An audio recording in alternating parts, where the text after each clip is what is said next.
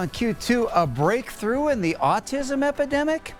Don't take Tylenol. President Trump claims there are ties between ingredients in Tylenol and the disorder, but some disagree. Those with autism are just like all of us. They have important ways that they can make contributions. Plus, scrambling for space. If you think about a veterinary hospital, just like a human hospital, really, you wouldn't live in a human hospital. The city looking for answers as vet offices are running out of room for strays. And I'm Kagan Harsha. Nearly 2 years after a train derailment on the Yellowstone, the area is still closed to the public. But a new report is out shedding details on what might have happened.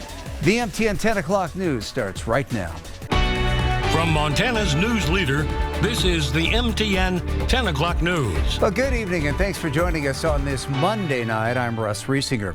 A federal investigation is raising new questions about the cause of a 2023 train derailment that sent 10 cars plummeting into the Yellowstone River near Reed Point.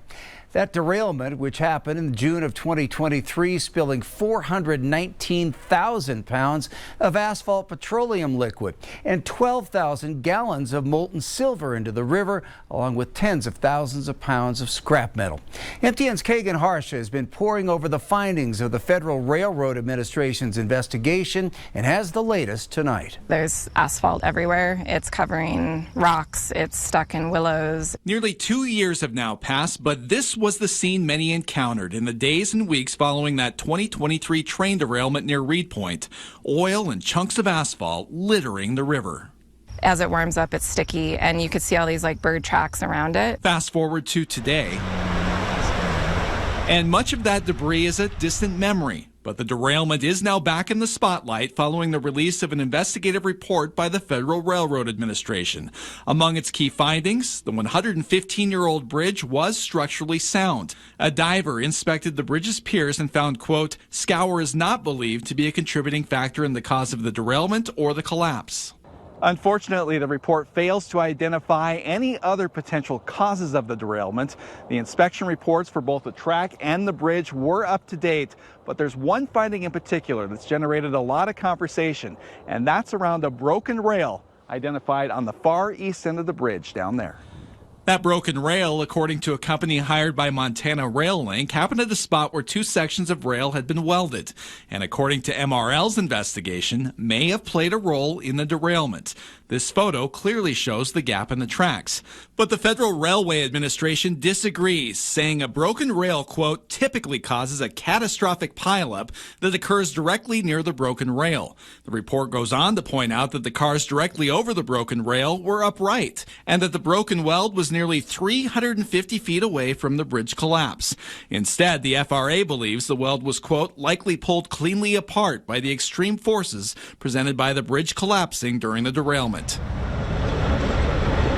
And the report also rules out mechanical failure of the train. That means that 2 years later, many still have questions. We're outraged then, we're still outraged. With the derailment still largely unexplained and no fines or penalties ever levied. We're going to have another disaster. Near Reed Point, Kagan Harsha, MTN News. The Yellowstone River Parks Association spoke with us back in 2023 about their concerns regarding the river cleanup. That's who you saw in that story. Well, tonight they're reacting once again, this time to the results of that federal railway investigation. In a new statement, the group said, in part, our concern with the investigation is the lack of full transparency and accountability. The state of Montana should be using every tool at its disposal to make sure our resources are protected and when they are damaged, fully restored. The Montana Rescue Mission is seeing more changes at the top. This time, Operations Coordinator Tito Albaran and Program Director Vanessa Bond have been let go. As we've reported, Executive Director Matt Lundgren was fired after a human resources investigation. Board member Eric Peterson says the departures happened around the same time, but under different circumstances. Max French is now running daily operations while the board launches a national search for a new executive director. The internal investigation is still ongoing.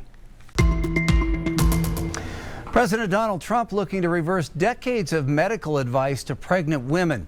He said this afternoon the use of acetaminophen, an active ingredient in Tylenol during pregnancy, could be linked to autism in children.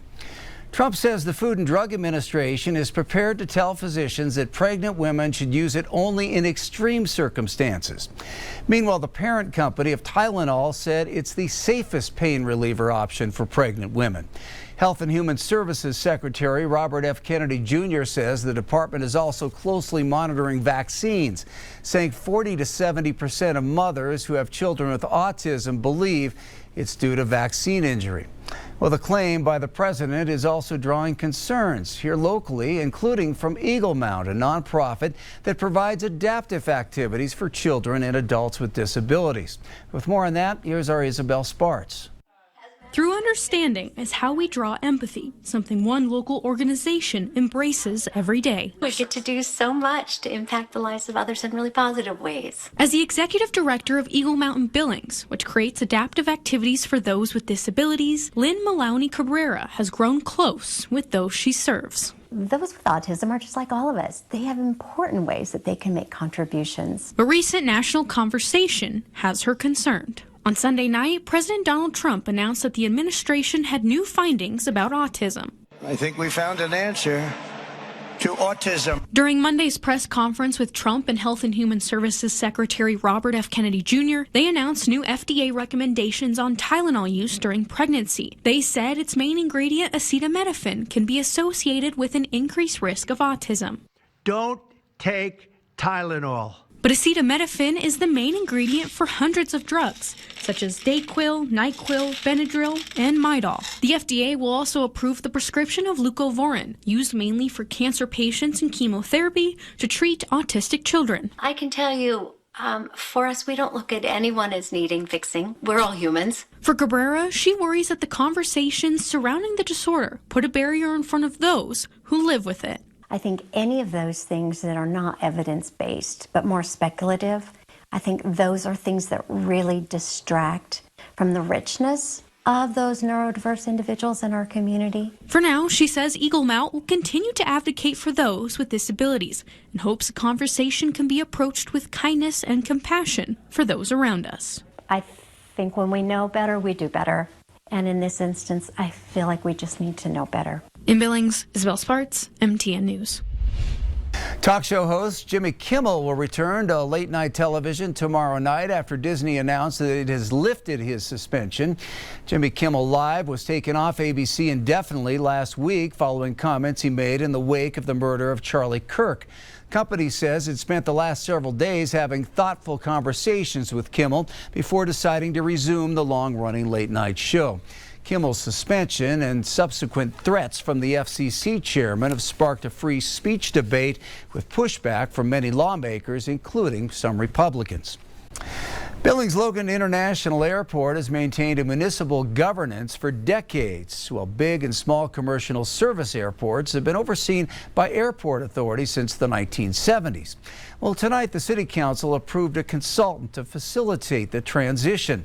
The city will pay $622,000 for analysis and guidance on a transition plan from consultant Steve Baldwin Associates out of Albany, New York. Jeff Roach, Director of Aviation and Transit for the city, says the airport has been self-sufficient and does not receive state, county, or city taxes. He says Billings is moving toward exceeding 1 million passengers annually and is the 55th busiest cargo airport in the nation. And he says now would be the right time to make the change. Airport authorities operating under a board can also respond very quickly to changes in the industry. And that's important for a larger commercial service airport. As we continue to expand the number of passengers and the air cargo operations, it's very important for us to be able to be flexible and to respond quickly to changes within the industry. Roach says work will get started as soon as the agreement is signed, and there will be opportunity for public comment during the process.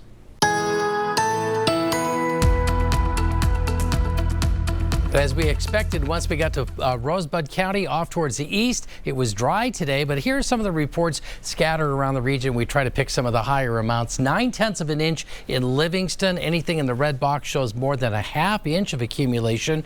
Graybull just over that mark. And you can see around Burgess Junction, 7/10 of an inch of precipitation. This is what it looked like at about 4 o'clock this afternoon with the rain-snow mix. That's coming to an end. Forecast next.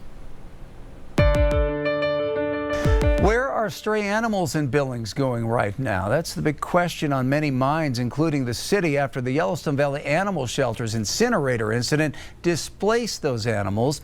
The hope in the beginning was to have local vets house the animals, but right now many local vet clinics don't have the space to keep up with the demand. Dr. Amber Heron says while many vets would love to help, their facilities are not made to accommodate strays. Capacity is really not geared towards that kind of living and life situation. So we have limited capacity to do that. If you think about a veterinary hospital, just like a human hospital, really you wouldn't live in a human hospital. Billings Police Sergeant Jeff Stovall tells Q2 the department is contacting several local providers asking if they have any shelter space for animals in need. Stovall says this is a temporary solution, and he's finding many of the shelters are already at or near their maximum capacity. He let us know officers will respond to a vicious animal call, and that animal will be taken to a local shelter or vet who does have space. Some big news tonight from the FBI. Billings will soon be home to the agency's newest field office. It's the 56th in the nation, set to open October 1st. The FBI says the Billings office will oversee Montana's satellite offices and will be housed in the FBI's current facility on 2929 3rd Avenue North. Officials say the new office will boost investigations and strengthen ties with federal, state, local, and tribal partners. The Salt Lake City field office will still handle cases in Idaho and Utah.